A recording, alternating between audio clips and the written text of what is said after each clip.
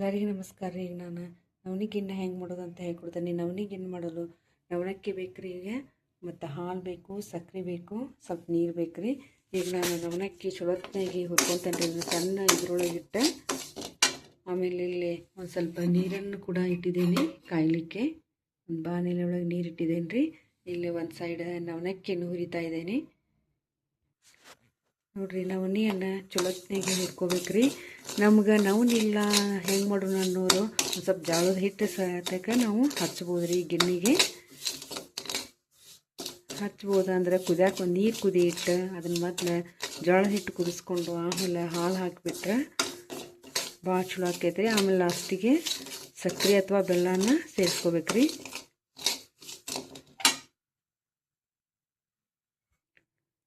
ನೋಡಿರಿ, ಚಲೋತ್ನಾಗ ನಾನು ನವಣಿಯನ್ನು ಚೆನ್ನಾಗಿ ಅಳ್ಳು ಬರೋ ಹಾಗೆ ಹುರ್ಕೊಂಡಿದ್ದೀನಿ ಇಲ್ಲಿ.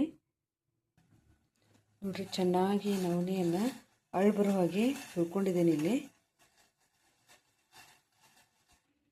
ಇದನ್ನು ನೋಡಿರಿ, ಈಗ ಗ್ರೈಂಡರಿಗೆ ಅಥವಾ ಮಿಕ್ಸರಿಗೆ ಹಾಕಿ ಸಣ್ಣ ಮಾಡ್ಕೊಂಡು ಬರ್ತೇನೆ. ಈಗ ನೋಡಿರಿ, ನವಣಿ ಹಿಟ್ಟು ತೊಗೊಂಡಲ್ಲ ಅದನ್ನು ಜರಡಿ ಹಿಡ್ಕೊತೇನೆ ರೀ. ನಾನು ಮಿಕ್ಸರಿಗೆ ಹಾಕ್ಕೊಂಡ್ಬಂದೆ.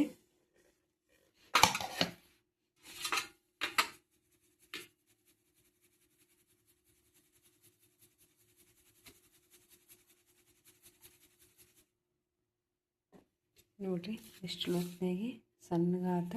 ಇದನ್ನು ಈಗ ಸ್ವಲ್ಪ ನೀರಿನಾಗ ಮಿಕ್ಸ್ ಮಾಡಿ ಇಲ್ಲಿ ಕುದೀತಿರುವ ನೀರಿಗೆ ಸೇರಿಸ್ತೇನೆ ನೋಡಿರಿ.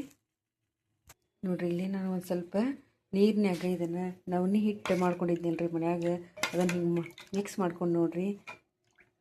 ಈಗ ನೀರು ಆಲ್ರೆಡಿ ಕುದಿಯಾಕುಂತೈತಿ. ಅದಕ್ಕೆ ನಾನು ಸಣ್ಣಗೆ ಕೈ ಆಡಿಸ್ಕೊತ ಈಗ ಅದನ್ನು ಸೇರಿಸ್ತೇನೆ ನೋಡಿರಿ. ನವಣಿ ಹಿಟ್ಟನ್ನು ನೋಡಿರಿ, ನವಣಿ ಹಿಟ್ಟನ್ನು ಸಣ್ಣಗೆ ಹಾಕ್ಕೊಂಡ್ರಿ. ಇದೇನು ಗಂಟದು ಆಗೋದಿಲ್ಲ, ಯಾಕಂದ್ರೆ ಹುರಿದಿರ್ತೇವಲ್ಲ ರೀ.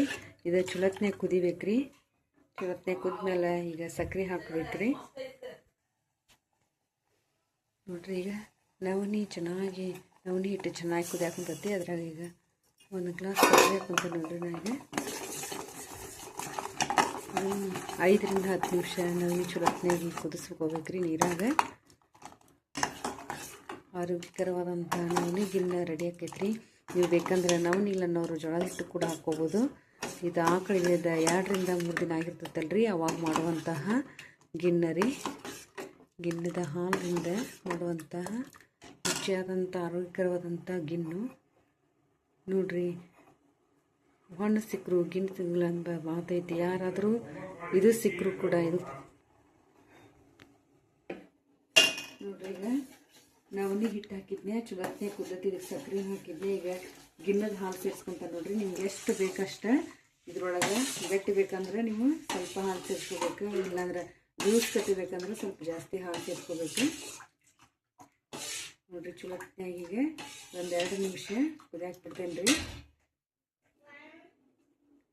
ನೋಡಿರಿ, ಈಗ ಚೊಲೋತ್ನಾಗ ಗಿಣ್ಣು ಕುದ್ದೈತಿ.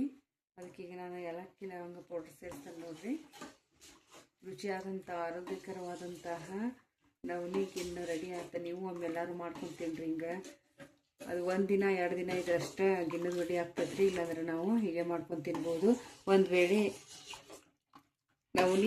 ನವಣಿದು ಇರಲಿಲ್ಲ ಅಂದ್ರೆ ನಾವು ಜೋಳದ ಹಿಟ್ಟು ಈ ಥರ ಹಾಕಿ ಮಾಡ್ಬೋದು ನೋಡಿರಿ. ಅದು ರುಚಿ ಆಗ್ತೈತಿ ನೋಡಿರಿ. ಆರೋಗ್ಯಕರವಾದಂತಹ ನವಣಿಗಿನ್ನ ರೆಡಿ ಆಗ್ತದೆ. ಎಲ್ಲರೂ ನೀವು ಒಮ್ಮೆ ಮಾಡ್ಕೊಂಡು ನೋಡಿರಿ.